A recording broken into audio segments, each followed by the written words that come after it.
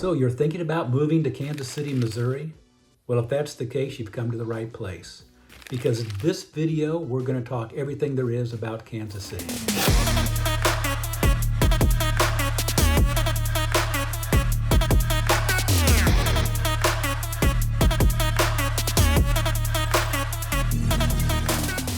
Now, the first part of the video, we're simply going to touch on the attributes that really make Kansas City such a wonderful place to live. And then the other portion of the video, we're actually going to go out and look at 3 houses, each one in a different neighborhood at a different price point. A $300,000, a $400,000, and a $600,000 price point. This way, depending on what your budget is, you'll be able to have a sense of what kind of a house that you'll be able to buy here in Kansas City. Now, if you stayed for the entire video, I'm going to share with you some insider tips that you're definitely not going to want to miss.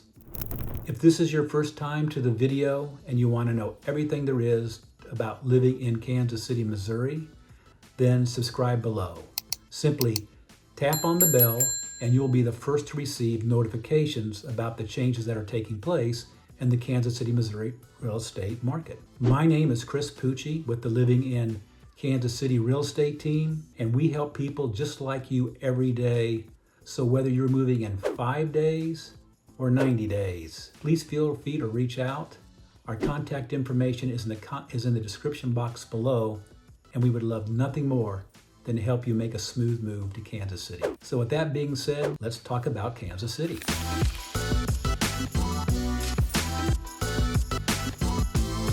Now, if someone were to ask me to describe Kansas City in just a couple of sentences, I would say Kansas City is a unique blend of Midwestern charm and urban sophistication, and the people here are warm, friendly, and welcoming.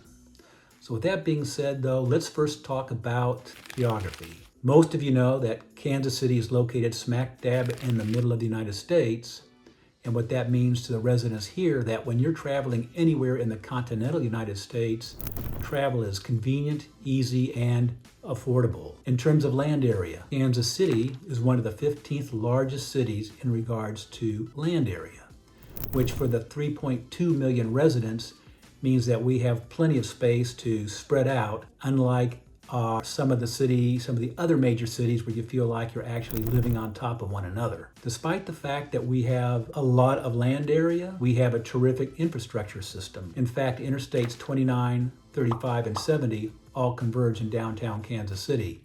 And then there's the 435 business loop, which allows everyone easy access to the Kansas City area. In fact, you should be able to get anywhere in the Kansas City market within about 15 to 30 minutes. But what really makes Kansas City unique is that Kansas City actually sits in 2 states. Missouri on one side, Kansas on the other. Now, on the Missouri side, that's where the urban core is located, the downtown Kansas City, the cultural venues, the landmarks, and that's where most of the history for Kansas City has really originated. Now, on the Kansas side, that's where you're going to find the majority of the suburbs that make up the Kansas City metropolitan area. In fact, 21 of the suburbs lie in Johnson County, Kansas. So if you're thinking about, you know what, I want to move to Kansas, on the Kansas side, and Johnson County is where I want to be, you should be able to find a home that meets your budget and satisfies most of the items on your wish list. Let's talk just briefly about the economy. So Kansas City is blessed with a strong and a diverse economy, and unlike cities on the east and the west coast, we don't experience those big swings. Instead, our economy stays steady, even through the good times as well as the bad times.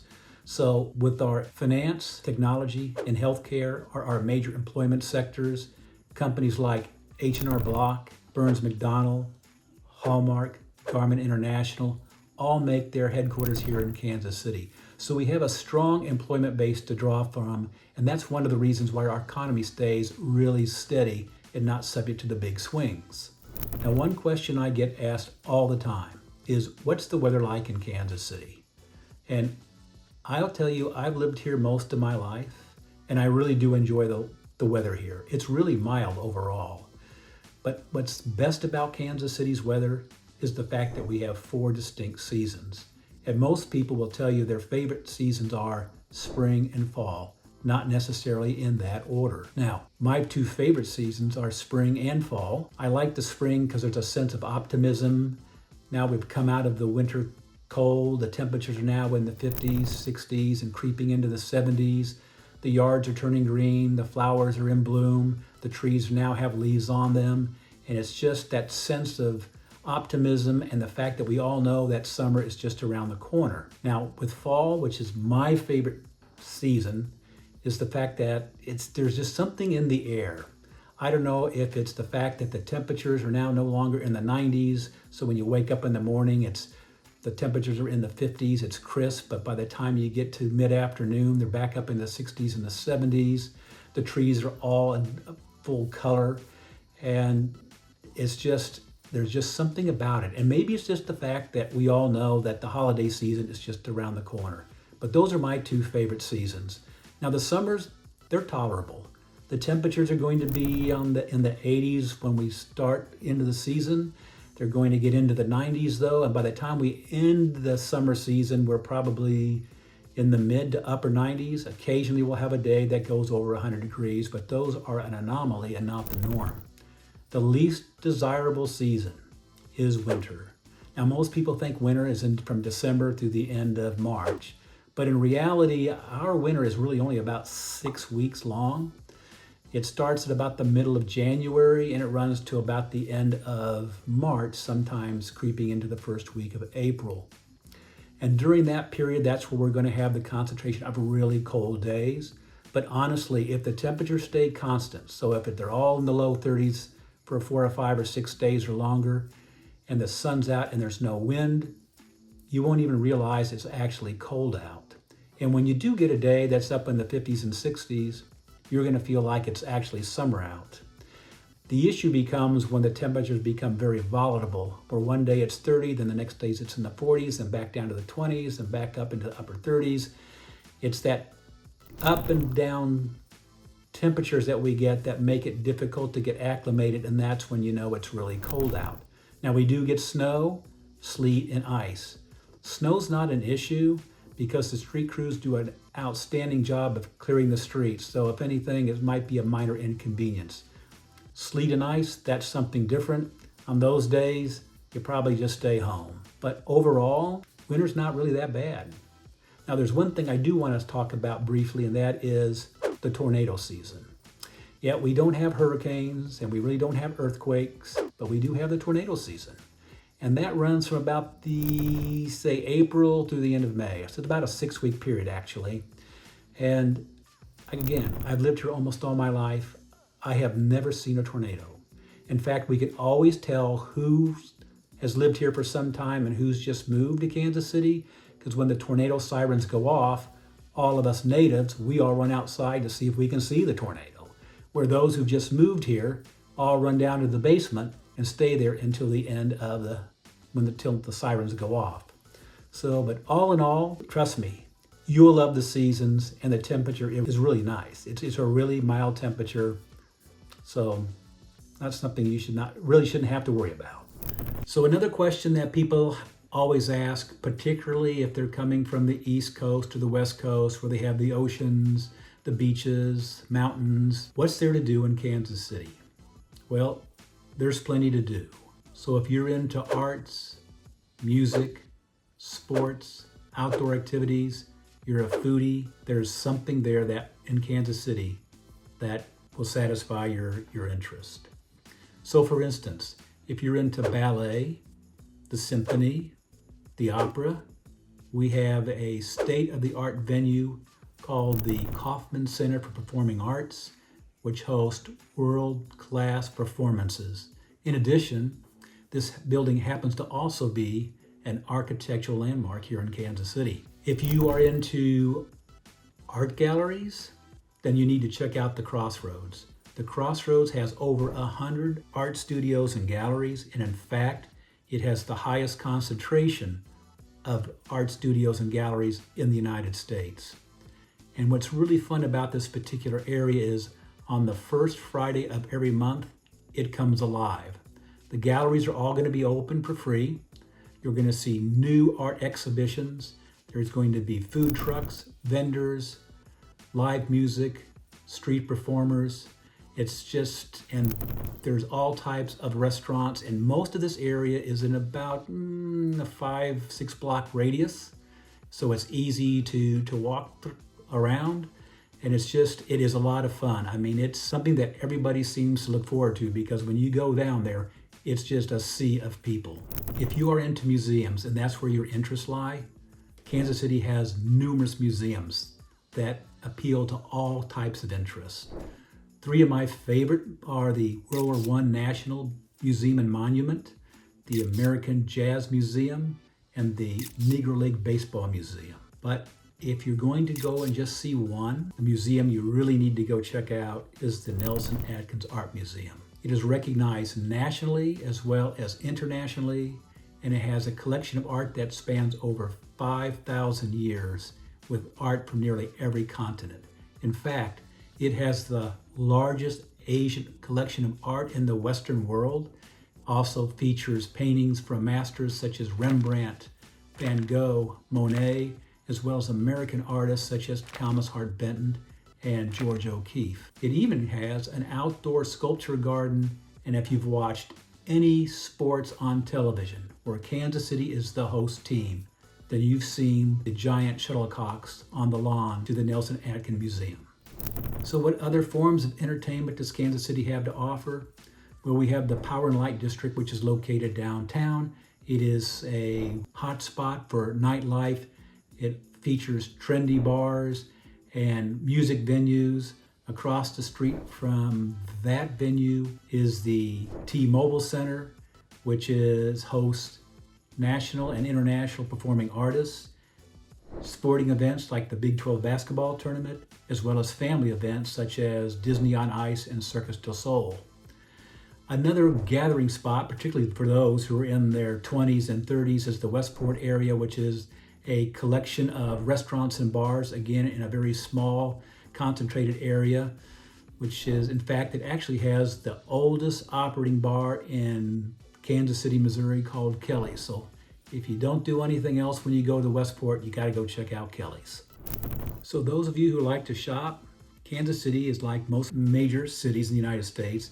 We have major shopping centers, we have the regional malls, but one thing we do have that makes us unique is the famous Country Club Plaza. Now, this is Kansas City's most distinctive shopping destination. It's famous for its courtyards and fountains, for its upscale boutiques and fine dining, and in the winter, during the holiday season, I should say, all the buildings are outlined in Christmas lights, which makes the shopping at that time of year really festive. But if you're looking for something a little less upscale, then check out the small little shopping villages, if you will, that are tucked into the neighborhoods on the Kansas City side, or go visit the charming downtown areas that make up the different suburbs. If you like shopping farmers markets, Kansas City has a number of farmers markets throughout the Kansas City metropolitan area. Nearly every suburb has their own farmers market, but the Kansas City farmers market, which is known as the River Market in the River City Market, is probably the largest and best known. And you can actually access it using the free public transportation, the streetcar. Now, if you're like me, I like to be outdoors. And there's plenty to do here in the Kansas City metropolitan area. If you're into biking and hiking, we have the Mill Creek Stream Parkway, which is over 17 miles of trails for bikes and pedestrians. We have numerous parks throughout the Kansas City metropolitan area. 2 of the largest parks are Shawnee Mission and Wyandotte. Both parks offer a lake, biking and hiking trails, picnic areas with shelters, and also throughout the course of the year, they're going to hold different events. In addition, there are plenty of outdoor tennis courts, pickleball courts throughout the city, as well as access to a number of really fine municipal golf courses. For the sports and enthusiast, we have the Kansas City Chiefs, 2-time defending Super Bowl champions, the Major League Kansas City Royals. We actually have 2 Major League Soccer teams, a women's team, the Kansas City Current, and the men's, the Sporting team. And we also have the Kansas Speedway, which offers NASCAR and Infinity Cup races. And in the winter, believe it or not, if you drive an hour north of here, you can go to the Snow Creek ski area and ski. True, it's not the Rockies, but hey, we're in the middle of Kansas, so at least there's a place to go ski.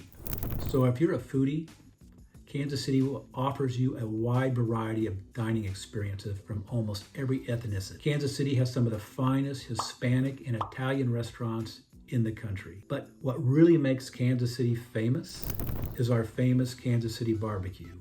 Kansas City is indeed the barbecue capital of the world, if not the country. In fact, we have over 100 barbecue restaurants, and it seems like there's a new one opening up every week. Kansas City hosts the largest international barbecue contest in the world, called the American Royal Barbecue Contest. It is open to 500 local, national, and international teams. It takes place over 3 days, usually is in the last week of September or the first week of October.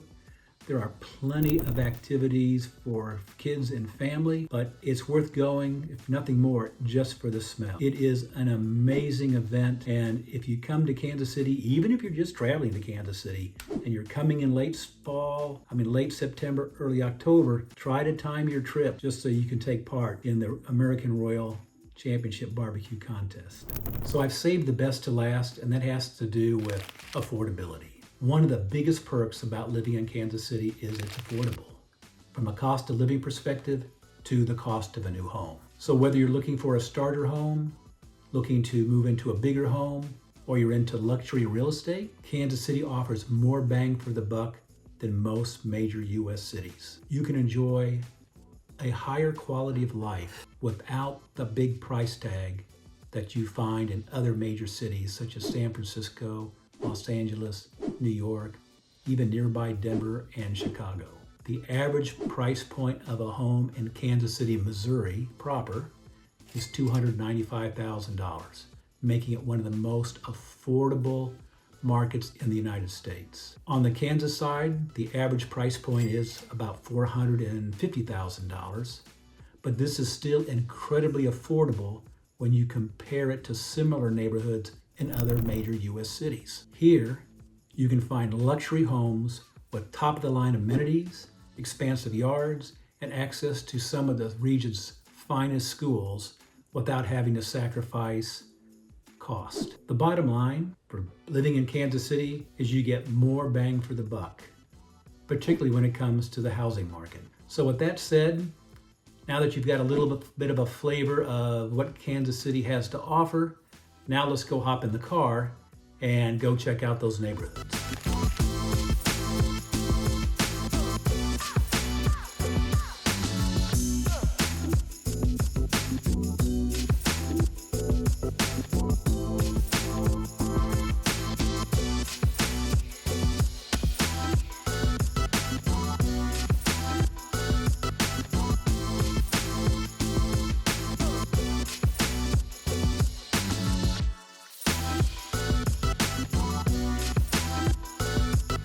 So we are in our second stop. We are in the Morning View Subdivision, which is a subdivision in Overland Park, Kansas. And Overland Park, Kansas is the most popular suburb in the Kansas City metropolitan area. Most of the homes in this area range anywhere in value from $250,000 to $500,000. And most of them were built in the 1960s as well as the 1970s. Now, the house behind me, as you can see, was built in 1967. It is listed for $360,000. It contains 1,642 square feet, which is $203 a square foot. What I love about this particular neighborhood is that it offers a nice blend between affordability and quality in a safe suburban setting. As you can see, the trees are mature, so they offer a lot of shade. The neighborhood is peaceful and quiet, and it's convenient to both shopping and the major interstate system. Also, Overland Park is also known for its strong school system, some of the best in the region. So if you're looking for a home that offers you a lot of square footage for the price and a quiet suburban setting, then this is a neighborhood that you might want to give consideration to. Now on to the third one. We are at our third and final stop. We are in the Leawood South subdivision. It is a subdivision in Leawood, Kansas. Now, Leawood, Kansas is considered to be one of the most desirable subdivisions in all of Kansas City. Most of the homes in this neighborhood were built from 1960 through 1980. Now, the house that we're coming up to right now is listed at $659,000. It was built in 1979. It has 4,583 square feet for a total of $144 a square foot. What I like about Leawood South, in particular this neighborhood, are the tree-lined streets that offer a lot of shade. I like the fact that the homes are on nice big lots, well-maintained and manicured. And it has somewhat of a life, like a park-like setting. As you can see behind me, we have a golf course. It's the Leawood South Country Club. The other nice things about this particular neighborhood is you are convenient to shopping.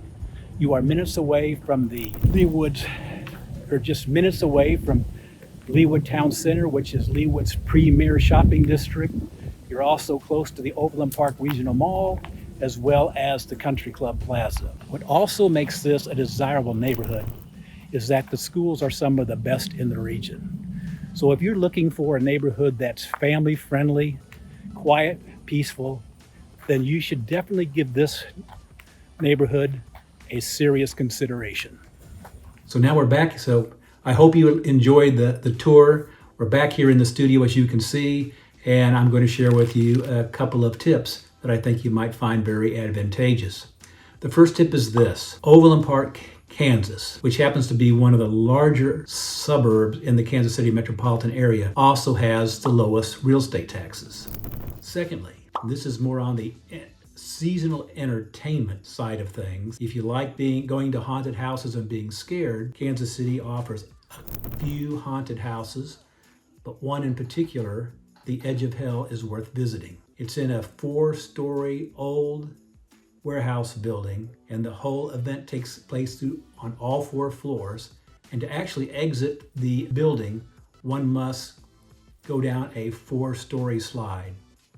And I have to tell you, that's one of the best parts of the event. The trick, though, to going to this event, because it's wildly popular, is you want to go during the middle of the week, not the weekends, and you really want to try to get there when it opens, which is usually like 7:30.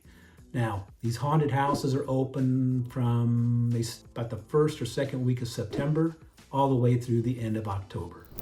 So the final tip is, Kansas City, as you know, has over 100 barbecue restaurants. But if you like to combine barbecue with the blues, then you're going to want to check out Lawnside Barbecue. It is a restaurant on the Missouri side featuring classic Kansas City barbecue with live blues. So those are my 3 insider tips. Hope to see you on my other videos. If you have any questions, please feel free to email or text. The contact information is in the description box below. And again, if you're thinking about moving to Kansas City, we would love nothing more than help you make a smooth move to Kansas City.